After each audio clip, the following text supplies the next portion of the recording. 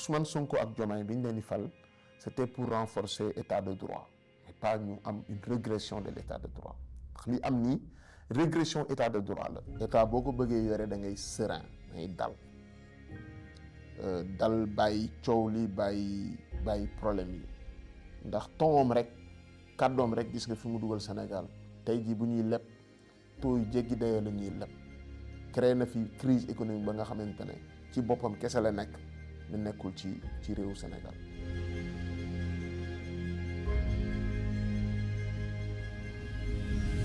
Alors professeur Souleymane Astou Diagne c'est un Sénégalais bu juddoo Bargny donc nekk Lébu ci ndey ak ci baay màggee Bargny defee sama étude élémentaire Immaculée Conception de Rufisque après lycée Abdoulaye Sadji CEM bu Bargny plutôt après lycée Abdoulaye Sadji mais maa ngi amee sama bac au lycée de Bambey j'ai fait une année. Alors bi ma amee bac ma dem France à Metz en Lorraine foofu laa defee sama étude économie ba 2000 je crois 2005 2006 si laa ñëw Paris pour faire une thèse de doctorat en économie donc depuis lors maa ngi jàngale université Alioune Diop de Bambey depuis 2012 comme maître de conférence assimilé. Alors ci wàllu social donc lébu la je suis très engagé ci Bargny ndax sama mbokkee Bargny lañ dëkk man dama am chance boobu mooy sama mbokkee Bargny lañ dëkk donc nekk na ku engagé ci wàllu social wàllu politique ci biir Bargny donc kooku mooy professeur Souleymane Astou Diagne. sama parcours politique fii ci Sénégal maa ngi ko tàmbalee ànd ak Cheikh Bamba Dièye l'ancien maire de Saint-Louis qui est l'actuel directeur général de l'AIBD moom laa àndaloon ci politique nekkoon responsable national des jeunes du FSD/BJ. Pourquoi moo àndoon ak Cheikh Bamba Dièye parce que moment boobu dama jugé woon ne moom moo incarné woon le renouveau au Sénégal ci jikko ci jaar-jaar ak ci melin melokaan vraiment nekk nit ku simple nit ku dal ku am aussi gis-gis ci Sénégal alors moo taxoon ma ànd ak moom Cheikh Bamba Dièye kenn présenté wu ma ko man maa ko contactel sama bopp ñu cheminer ensemble lu am sama kër mu ñëw seet si ma ñu waxtaan ànd ci liggéey yàlla nag moo def fin 2014 suñu chemin yi séparé wu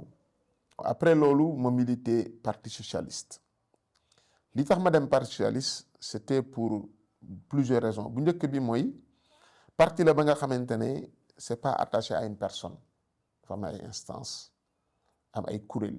quel que soit nit ku fay nekk mbir mi day fonctionner boole ci aussi à l'époque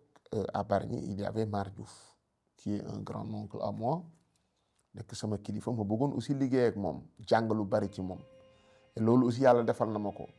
ndax Mar Diouf nekkoon na moom moo nekkoon chef de cabinet wu Senghor pendant ces années nekk na aussi 25 ans député 33 ans maire de Bargny donc nekkoon icône ci wàllu politique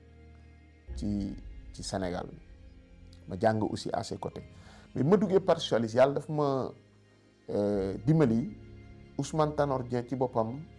remarqué ma woolu ma ñëw mu jegeloo ma boppam di ma liggéeyloo ci la nga xamante ne vraiment ci wàllu politique la ak ci wàllu administration Tanor mosuma gis un leader politique bu am élégance am mosuma ko gis c'est quelqu'un qui est très très élégant dans le verbe ci waxam ak également ci toogaayam ni mu mel vraiment Sénégal dañu gaaw ci yàq nit mais Tanor li ñuy doon wax ci moom yëpp man bi ma toogee ak moom dama ne Sénégal daal fii am na lu fi nekk Tanor c'est quelqu'un ba nga xamante ne mënoo sax imaginer ni mu élégant wee ak ni mu xamee àdduna ni mu mënee liggéey ni mu fonk doomu aadama man je me posais toujours la question mu ne mais man attention bi mu am ci man nan laa def ba mérité ko quoi. Alors et il aimait bien ñuy toog di discuter nii de manière ouverte ci Sénégal. Il me posait toujours des questions pour xam sama xalaat ci yu bari mais je lui disais toujours li ma xalaat ñuy waxtaan nii sans protocole sans rien man ak moom kese te loolu xam naa ne aussi am na yeneen jeunes yu mu ko doon defal donc mën naa ci citer kenn Alpha Bayla Gueye qui fut le responsable des cadres du Parti socialiste. Mais Tanor vraiment bi mu génnee àdduna c'était une immense perte pour le Sénégal donc depuis Parti socialiste nag milité waatuma après beneen parti. Là je suis en freelance occupé naa fi nag ay fonctions nekk naa fi liggéey naa auprès de Aminata Touré au niveau du conseil économique social et environnemental mu détaché ma foofu ma liggéey ak moom. liggéey naa aussi en tant que directeur de cabinet auprès du ministre de la communication des télécoms et du numérique maître Moussa Bocar Thiam donc loolu ay fonctions la nga xamante ne nommé nañ ma ci pour ma liggéeyal sama dëkk. Voilà donc voilà un peu sama parcours ci fii ci Sénégal. waaw sama amour pour Bargny li ko justifié mooy ne Bargny en fait dama nekk ab lébu déjà ma yaay ak ma papa juddoo fa alors ma bokk ak ñëpp te nag ma bëgg vraiment que bu dëkk yëpp di xëccoo ko Bargny am ndam loolu mooy moo ne sama xol ndax amul beneen ville bu ma gënal Bargny ci àdduna amul. En dehors de fa Rasulullah tëdd peut-être foofu daal laa gis ne gënal na ma Bargny mais bu weesoo fa Rasulullah tëdd sallallahu alayhi wa sallam amul feneen fu ma gënal Bargny ci àdduna amul. dem naa ville yu bari fu ne dem naa fa mais Bargny attachement bi ma ci am loolu moo ko nii. alors ma bëgg nag Bargny nekk vraiment une ville ba nga xamante ne am na développement jumtuwaay yu bari war a fa am pour population yi. mën a vraiment gis yokkute ci si ñoom loolu moo tax lépp lu am damay taxaw pour Bargny parce que sama xel sama imagination samay relation ak lu ma ci mënta am ci Bargny laa ko bëgg def pour permettre à ce que ville bi développé wu. li ma gën a jaaxal ci actualité bi mooy arrestation yi mooy arrêté nañu Farba Ngom arrêté Tahirou Sarr Samuel Sarr Khadim Ba ak ñeneen ñi nga xamante ne ay kàngam lañu fii ci Sénégal. Et man je pense que Ousmane Sonko ak Diomaye bi ñu leen di fal c'était pour renforcer état de droit mais pas ñu am une régression de l'état de droit ndax li am nii régression état de droit la. pourquoi ma wax ko parce que moom ci boppam Ousmane Sonko moo dem añam mu ne Farba Ngom bii mooy dernière campagne li ñu gis mooy ba mu demee dañ ko arrêté d'accord alors loolu day wane na que Sénégal changement bi ñu doon xaar gisuñu ko. moo tax man ma gëm ne que na bàyyi Farba Ngom ay ñoom Tahirou Sarr ñu dem ñibbi loolu réglé wul problème mu sénégalais yi je crois que fondamentalement pour régler le problème du Sénégal il faut que ñu xool ñoom ci seen programme ci wàllu koom nan la ñuy def pour jénne réew mi ci guute gi mu nekk ndax yow dañ la fal ci yokkute Sénégal yaa ngi wax baisse de salaire sénégalais yi xalaatuñu ko woon. yow yaa ngi wax suppression wu subvention sur l'électricité ak sur les hydrocarbures sénégalais yi dañ la faloon pour gën a am prix bu yomb ci seen électricité ak seen hydrocarbures yaa ngi wax également bourse étudiants yi damay rappeler ne que le président Sall bi muy ñëw au pouvoir en 2012 bourse étudiants yi 24 milliards la woon bi mu fiy jógee yóbbu na ko ba 77 milliards te problème mu bourse mosu fi am ci moment boobu. tous les problèmes yi amoon université ay problèmes politiques la mais l'État du Sénégal parvenait à payer les bourses donc man dama gëm ne que actuellement nii Ousmane Sonko ak Diomaye li ñuy def yépp pour man c'est pour préparer l'opinion par rapport ak échec bi ñu nar a am parce que amuñu pexe par rapport au développement économique du Sénégal ci engagement yi ñu jëloon et je m'explique xam nga boo leen xoolee de 2000 ba 2025 jamais ci économie du Sénégal am nañu une moins-value de recette de 600 milliards à l'exception de la Covid-19 loolu lan moo ko andi li ko andi mooy le ton de Ousmane Sonko approche bi mu am ci acteur économique nekk quasiment am porter l'habit d'un flic di tiital chef d'entreprise yi di tiital également acteur économique yi ba tax ne même au sein de l'administration les gens n'étaient pas à l'aise, c'est ce qui justifie ça. Alors que bu amoon comportement autre comme ay prédécesseurs je pense que mënoon na moo ëpp atout pour réussir que Macky Sall, parce que dëkk bi Macky Sall bi ñu ko koy jox Sénégalais yi fàttale ko moment boobu amuñu woon courant et de l'électricité amoon na, mais actuellement nii délestage amatul. problème yu bari résoudre nañ ko. Après également infrastructure yu bari am nañ fi, créé nañ fi ay universités yu bees, d'accord, créé nañu fi également infrastructure pour assurer la mobilité urbaine, d'accord. lu bare def nañ ko fi, yokk nañu autoroute yi pour que Sénégalais yi gën a mën a dem di ñëw. Donc loolu lépp ci xaalis Sénégal lañ ko defee. yow nag boo ñëwee, man je pense que li nga war a def mooy appliquer sa programme économique. boo appliqué wul programme économique nga def leneen, te loolu moo justifié li nga xamante ne mooy comportement wu tey Ousmane Sonko. te man damay attirer attention ci lenn, lépp bi muy lépp ci gouvernement wu Sénégal dafa ëpp. En 2 ans boo xoolee li may wax nii loi de finances la de, boo demee sur les lois de finances di nga gis ne en 2 ans entre 2024 ak 2025 le gouvernement du Sénégal dina leb quasiment lu mat 9065 milliards. C'est-à-dire tu es à 4491 milliards pour 2024 la ñu leb. 2025 tu es à 4574 milliards le gouvernement bi nar a leb. Mais loolu dafa bari, alors que yow yaa ngi wax ne Cour des comptes dafa ne bor bi dafa jéggi dayoo, d'accord. Pour man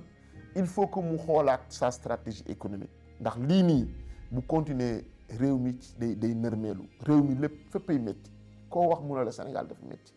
Alors ci li ma gis nag ci Cour des comptes rapport bi am na ay manquements yu bari ya nga xamante ne man mii si sama dernier ouvrage bindoon naa ko ci Covid 19 mooy li ma la doon wax sànq ci Covid 19 bi. Gis nga ministère des finances il faut que ñu réformer ko. Ministère des finances dañ ko def mu nekk ministère buy gérer uniquement dépenses ak recettes du état, mais amul stratégie, amul également ressources humaines yu permettre aujourd'hui à ce que état bi faire face par rapport ak difficultés yi nga xamante ne am nañu ko. Aujourd'hui foofu ay universitaires war nañ fa nekk, ay sociologues war nañ fa dugg, mais boo xoolee ministère des finances haute administration bi ña fa nekk noonu dañ ko accaparer def ko seen bien. Loolu moo tax ñuy ubbi ay compte fii à gauche à droite, ubbiwuñu ko nag à leur nom propre. Compte bu ñu fa ubbi c'est au nom du Sénégal, loolu aussi gis naa ko ci rapport bi. J'ai vu certains dire que diw dafa jël 15 milliards viré ko ci compte boppam, loolu amul. daf ko viré ci compte ba nga xamante ne compte état du Sénégal la. Donc pour man ministère des finances il faut que ñu réformer ko, ñu casser pouvoir ñenn ñi, defaat fa transparence pour que li am nii bañ a amat ci. Man loolu laa ci jàngat bu rëy bu ma mën a jàng ci rapport bi. Mais daal man daal ci li ma gis mooy yow faluñu la pour nga wàññi salaire nit ñi, faluñu la pour nga yokk prix électricité bi, faluñu la pour nga réduire bourse étudiants yi. Di cité Côte d'Ivoire naan Côte d'Ivoire seeni bourse 25 milliards la, ñun 80 milliards la. Loolu pour man du sa cëram mooy bourse yi fi mu ko fekk, parce que sénégalais yi ñu ci bari ñu di jàng amuñu doole, d'accord. sama classe gi la ay doomu baadoole la ñu jóge ci ay familles yi nga xamante c'est des familles modestes. Il faut que état bi jàppale leen, moom Ousmane Sonko état bi daf ko jàppale ba mu yegsi fi mu yegsi. Chance boobu ko état bi jox na fexe également ñi nga xamante ne ay ndaw lañu nekk seen buntu àdduna ñu permettre ñu am les ressources nécessaires pour mën jàng. Donc en gros man li ma gis ci lii bi nu mu tuddati actualité bi, je crois que daal Amidou gars yi xamuñu fu ñu jëm, ndax coow li bari na à gauche à droite. Et puis en plus il y a une chose ba nga xamante ne aussi bëggoon naa ko souligner. Aujourd'hui boo xoolee avec nomination tous azimuts dañu défigurer état bi. Dugal nañu léegi ci état bi ña nga xamante ne ñi ci ëpp amuñu parcours, amuñu xalaat ci lenn, d'accord. Théorie grand remplacement la ñu def, c'est-à-dire dañuy jënd ñële dugal ñeneen. Gis naa fi ña nga xamante ne remplacer nañu ay nit ña nga xamante ne bu ñu présenté woon ci ñoom duñu leen sax jël stagiaire, ñu ñëw remplacer leen ci ay poste. Alors loolu pour man mooy tax état bi day nërmeelu, parce que ressources humaines yi nga xamante ne tey mooy gérer état du Sénégal dafa faible. Te ma xam leen ne actuellement nii ëpp na ci lu ëpp une 50aine d'administrateurs civils de la haute administration yu bari ñu leen teg ci touche bi. Léegi gars yi ñoom seen i nit la ñuy jël jox leen affaires yi, ñi nga xamante ne nag ñoom ñoo war a gérer état bi ñu teg leen de côté. loolu quel que soit alpha day amaat répercussion ci projet yi ak programme bi nga xamante ne état bi dina ko dérouler. Et en plus il y a une chose également ba nga xamante ne dama ci bëggoon attirer attention sénégalais yi xam nga mënoo wax ne bi nga recevoir syndicat yi nga ne leen il faut qu'on serre la ceinture ba pare yéen seen fonds secret yi ba léegi yéen a nga conservé Ousmane Sonko mu ngi ak ay fonds secret El Malick Ndiaye mu ngi ay fonds secret Diomaye la fi Macky Sall andi woon la fi bàyyi tey jii boo xoolee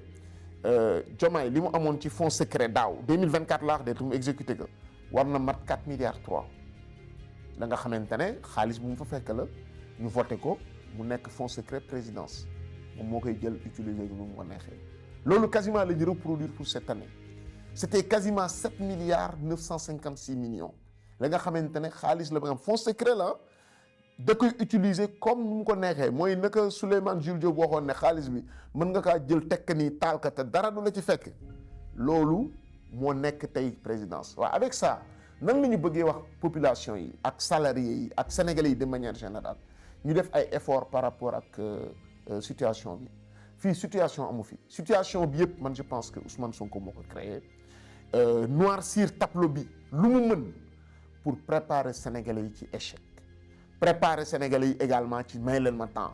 parce que moom moo fi waxoon ne en 2 mois day changer état du Sénégal day changer économie du Sénégal tey jii on est quasiment bientôt une année ba léegi nii tey la situation bi gën a métti donc loolu bëgg naa vraiment loolu aussi mu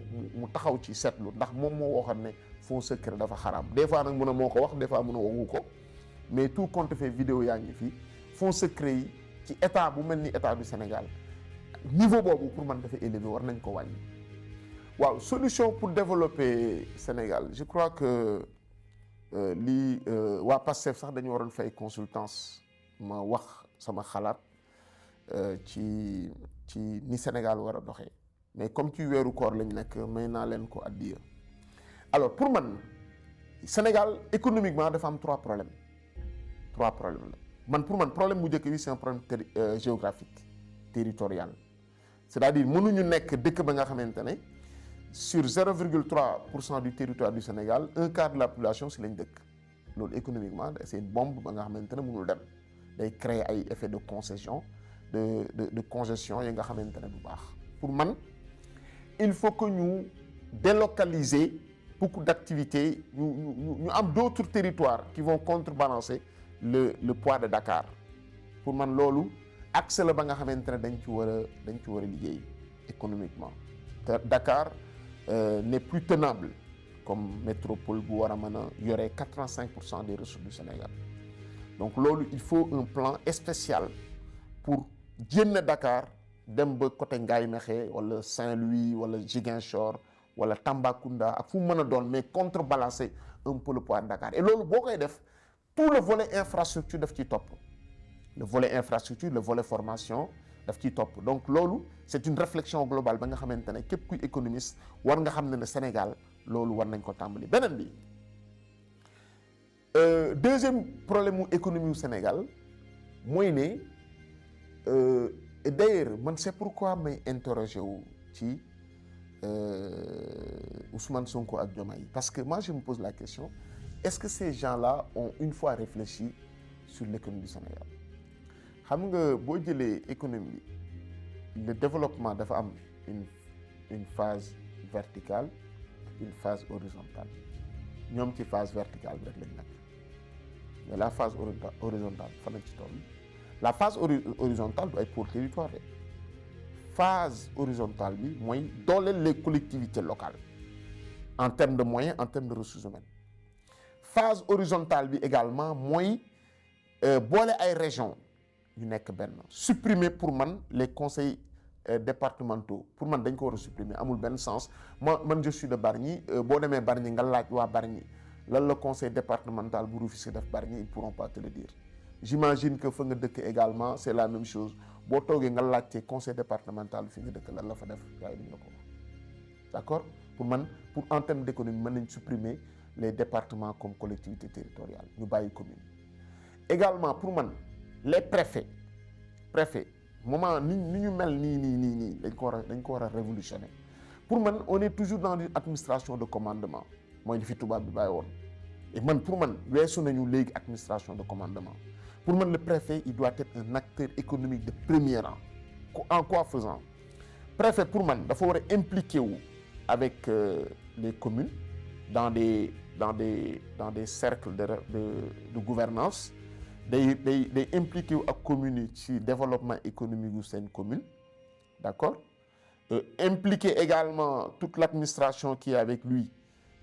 pour aider les communes de pouvoir se développer économiquement. D'accord? À avoir certaines infrastructures sur la formation, la santé, etc. etc. Pour moi, un préfet doit changer de nature. D'accord? Éviter maintenant, éviter posture bi ñu am tey, c'est comme une posture de premier flic, quoi. Mais pour moi, il faut être un acteur économique de premier rang. Pour moi. Bu ñu ko defee aussi, dans la région également, le gouverneur, fonction administrative, lu mu mën a doon, dafa war a am également une fonction économique. D'accord? Pour man ñuy créer ay cercles où il y a tous les maires, les préfets et les départements,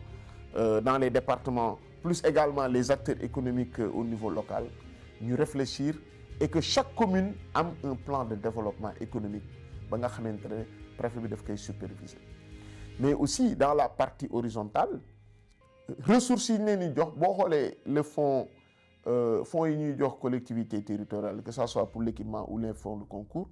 mais cette année sax dafa wàññeeku, c'est très faible. État bi du joxe moins de 2% de son budget aux collectivités territoriales.